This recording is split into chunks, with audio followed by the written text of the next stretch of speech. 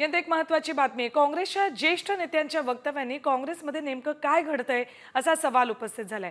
काँग्रेसचे ज्येष्ठ नेते चिदंबरम यांनी मोदींचं कौतुक केल्यानंतर आता इंडिया आघाडीबाबत मोठं विधान केलंय। इंडिया आघाडीबद्दल सलमान खुर्शीदच सांगू शकतील असं चिदंबरम म्हणाले।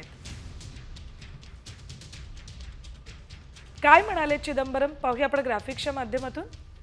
आघाडी अबाधित राहिल्यास आनंद होईल असं चिदंबरम म्हणतात।